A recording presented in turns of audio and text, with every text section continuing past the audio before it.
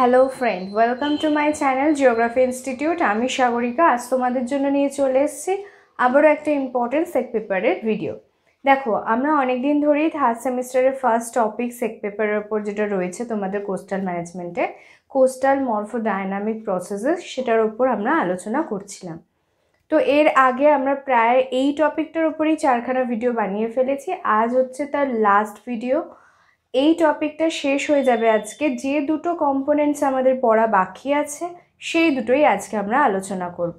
ভিডিওটা শুরু করার আগে তোমাদেরকে কিছু কথা বলে দিই। আগে যে টপিকগুলো নিয়ে আমি আলোচনা করেছি কোস্টাল মরফোডাইনামিক চেঞ্জেসের সাথে রিলেটেড, সেই টপিকগুলোর ভিডিওর লিঙ্ক আমি ডেসক্রিপশন বক্সে দিয়ে দেবো। অবশ্যই একবার দেখে নিও, নাহলে কিন্তু তোমাদের মেইন পার্টগুলো বাদ হয়ে যাবে। মানে আসল যে টপিকগুলো ছিল সেগুলো কিন্তু ম্যাক্সিমামই আমরা আগের ক্লাসে করে ফেলেছি। তো অবশ্যই তোমরা একবার দেখে নিও। আর এই টপিকটা আজ শেষ হয়ে যাচ্ছে। পরবর্তী নেক্সট টপিক আমি কী নিয়ে আলোচনা করব সেটা তোমাদের থেকেই আমি জানতে চাই। তোমাদের কোন টপিকটার ওপর বুঝতে অসুবিধা হচ্ছে সেই অনুযায়ী আমি নেক্সট ভিডিও বানাবো। তো চলো শুরু করে দেওয়া যাক আজকের ভিডিও। আর হ্যাঁ, যারা এখনও পর্যন্ত আমার চ্যানেলটা সাবস্ক্রাইব করোনি অবশ্যই সাবস্ক্রাইব করো, আর পাশে থাকা বেল আইকনে ক্লিক করতে ভুলো না। তো চলো দেখা যাক আজ কি বলছে। দেখো, কোস্টাল মরফোলজি কি আমরা আগের দিন পড়েছি, কোস্টাল মরফোডাইনামিক চেঞ্জেস কিভাবে হয় সেগুলোও আমরা আগে আলোচনা করেছি। আরও একবার বলে দিচ্ছি তোমাদেরকে, সমুদ্র উপকূলবর্তী অঞ্চল অর্থাৎ কোস্টাল এরিয়া কি হয়, খুব স্বাভাবিকভাবেই হচ্ছে এমন একটা পজিশন যেখানে ল্যান্ড শেষ এবং জলভাগের সূত্রপাত হয়। তো জলভাগের প্রতিনিয়ত কার্যকলাপের দরুন সেই এলাকা প্রতিদিন একটু একটু করে পরিবর্তন হয়ে থাকে। তার যে নিজস্ব মরফোলজি রয়েছে সেটা প্রতিনিয়ত পরিবর্তন হচ্ছে কিছু কম্পোনেন্টসের এফেক্টের দ্বারা। সেটা হতে পারে জলজ কম্পোনেন্টস, হতে পারে বায়বীয় কম্পোনেন্টস। তো এই সব কিছু রিলেশনে যে মরফোডাইনামিক্স চেঞ্জ হয় অর্থাৎ মরফোলজির যে পরিবর্তন হয় এবং সেটা যে হতেই থাকে, সেইগুলোর জন্য দায়ী রয়েছে টোটাল 7টা কম্পোনেন্টস। তার মধ্যে আমরা অলরেডি 5টা পড়ে ফেলেছি, মেইন কম্পোনেন্টসগুলো পড়ে ফেলেছি। আজ হচ্ছে শেষ দুটো কম্পোনেন্টস নিয়ে আলোচনা করব। দেখো, ফার্স্টেই আজ আমরা যেটা আলোচনা করব সেটা হচ্ছে উইন্ড। হ্যাঁ, উইন্ড খুব ইম্পর্ট্যান্ট একটা কম্পোনেন্টস, যেটা ছাড়া আমাদের ঢেউ তৈরি হবে না, যেটা ছাড়া আমরা বিভিন্ন রকমের যে মরফোলজিক্যাল টেকনিক্সগুলো দেখতে পাই আমরা সি বিচ এরিয়াতে, সেগুলোও দেখতে পাবো না। তো উইন্ড একটা খুব ইম্পর্টেন্ট পার্ট। তো ফার্স্ট যেটা আমরা দেখছি, দেখো, another most important influence of coastal management morphodynamic processes is a wind.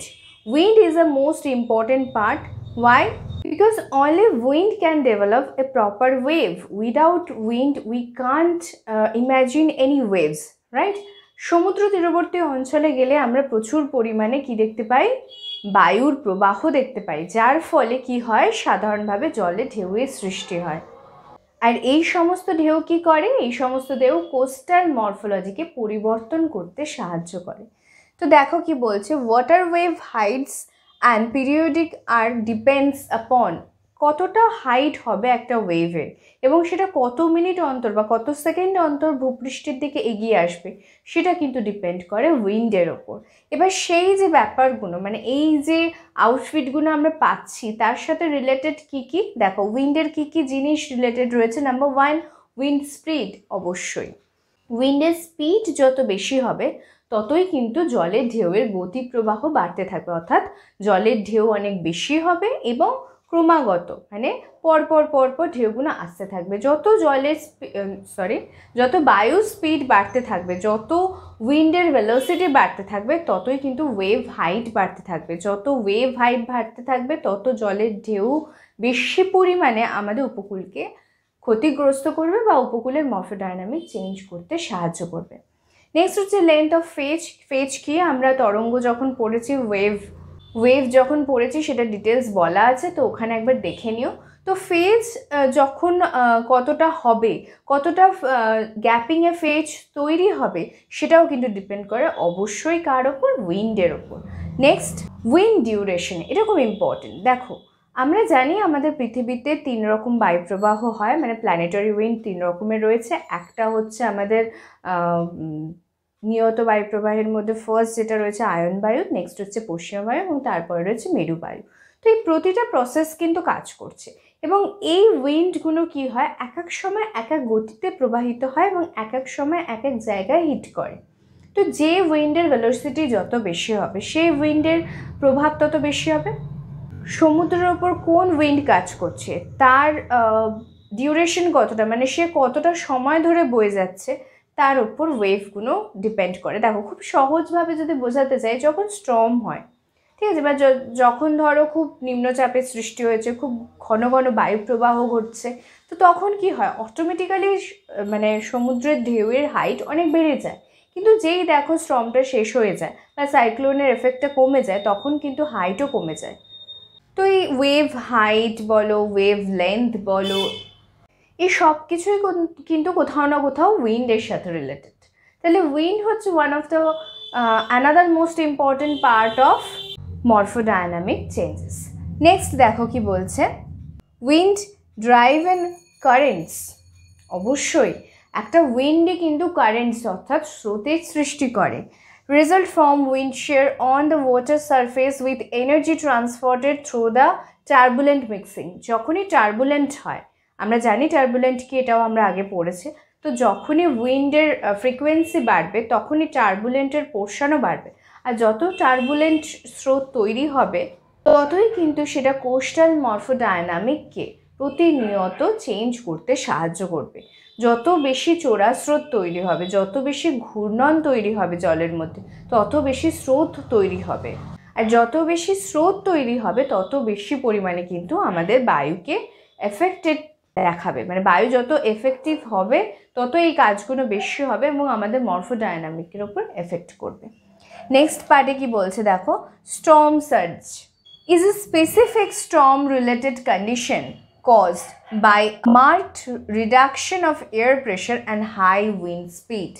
এটা আমি আগেই তোমাদেরকে বলছিলাম যে স্টর্ম কিন্তু খুব ইম্পর্টেন্ট একটা পার্ট, এটা নিয়ে আমরা অলরেডি আগে আলোচনা করে দিয়েছি। কিন্তু স্টর্ম যেহেতু উইন্ডের সাথে রিলেটেড তাই এখানে আরেকবার আমরা স্টর্মের কথা পড়ছি এবং সেখানে কি বলছে, হাই প্রেশার লো প্রেশার যে রিফ্লেকশনটা লক্ষ্য করা যায় তার ফলেও কিন্তু আমাদের উইন্ডকে অনেক বেশি এফেক্টিভ হতে হয় এবং সেই উইন্ড যখন তৈরি হয় তখন স্টর্ম তৈরি হয় এবং স্টর্ম তৈরি হলে অবভিয়াসলি প্রচুর পরিমাণে ওয়েভ হাইট হবে এবং সেটা আমাদের মরফোডাইনামিক চেঞ্জেসের সাথে ওতপ্রোতভাবে জড়িত। তোমরা অলরেডি জেনে গেছো এটা। এবার যেটা লাস্ট পয়েন্ট দেখো কি বলছে, wind also play an important role to involve coastal dune and associated aeolian features. Wind কিন্তু কেবলমাত্র যে জলকেই প্রবাহিত করছে বা জলকে ত্বরান্বিত করছে বা জলের ঢেউকে প্রভাবিত করছে যার ফলে মরফোডাইনামিক চেঞ্জ হচ্ছে না, শুধু তাই নয়, বায়ু কিন্তু আরও একটা কাজ করে। সেটা কি, সেটা অবভিয়াসলি তোমরা জানো, তোমরা প্রত্যেকে জিওগ্রাফি পড়েছো, 11-12 তোমাদের এই পার্টটা থাকে, ইভেন মাধ্যমিকেও থাকে। বায়ুর ক্ষয়কার্য বা বায়ুর সঞ্চয় কার্যের ফলে গঠিত ভূমিরূপ, সেটারই একটা পার্ট এখানে বলেছে। কি বলেছে দেখো, ডিউন। ডিউন মানে বালিয়াড়ি, তোমরা সবাই জানো। তো ডিউন কোস্টাল এরিয়াতে সবচেয়ে বেশি পরিমাণ ডিউন দেখতে পাওয়া যায়। শুধু যে মরুভূমি অঞ্চলে ডিউন দেখতে পাওয়া যায় তা কিন্তু নয়, এটা তোমরা প্রত্যক্ষভাবে সবাই আশা করছি দেখেছো। যারা সি বিচে গেছো তারা সবাই বালিয়াড়ি দেখতে পেয়েছো এবং এটার এফেক্টের জন্য কিন্তু অত্যন্তভাবে জড়িত রয়েছে কে, উইন্ড। উইন্ড যদি প্রবাহিত না হতো, বায়ু বাহিত হয়ে বালি আসতে পারতো না, বালি না এসে জড়ো হলে বা সেপ না দিতে পারলে বায়ু কিন্তু ডিউন তৈরি হতো না। তো সেক্ষেত্রে এখানে ডিউন তৈরি এবং বেশ কিছু মরফোলজিক্যাল চেঞ্জেসের জন্য কিন্তু উইন্ড রিলেটেড। সমুদ্র সৈকত বরাবর যে বিভিন্ন ধরনের বালিয়াড়ি দেখতে পাওয়া যায় বা বায়ুবাহিত বিভিন্ন রকম বায়ুর কার্যকারিতা দেখতে পাওয়া যায়, এর সাথে কিন্তু wind related. Coastal morphological changes বা কোস্টাল মরফোডাইনামিক প্রসেসের সাথে বায়ু ওতপ্রোতভাবে জড়িত। আশা করছি তোমরা বুঝতে পেরেছো। তো বায়ু যখন তোমরা লিখছো অ্যাজ আ কম্পোনেন্ট, তোমরা চাইলে কিন্তু বায়ু প্রবাহের একটা basic reflection as a diagram দিতে পারো যেখানে ডিউন বা তরঙ্গ দৈর্ঘ্য বোঝানো হবে, অথবা নাও দিতে পারো, এটা খুব একটা ইম্পর্টেন্ট নয়। দেখো লাস্ট আমরা সব কিছু পড়ে ফেলেছি, এবার লাস্ট টপিকে চলে এসেছি। লাস্ট টপিক আমাদের not so much important but sometimes it's more than important but other features. What is this? That is gravitational process. Yes, gravitational process is one of the most important part of coastal morphodynamic changes. Why? দেখো gravitation কি আমরা সবাই জানি, তো গ্র্যাভিটেশনই যদি না থাকতো তাহলে কি এই যে মরফোলজি চেঞ্জ বা এই যে মরফোলজি তৈরি এটা কি পসিবল হতো? কারণ গ্র্যাভিটেশন আছে বলেই সেডিমেন্ট জড়ো হয়, গ্র্যাভিটেশন আছে বলেই বায়ু প্রবাহের সাথে সাথে প্রবাহিত পদার্থগুলি মাটিতে এসে জমা হয়। যদি গ্র্যাভিটেশন নাই থাকতো কোনো কিছুই হতো না।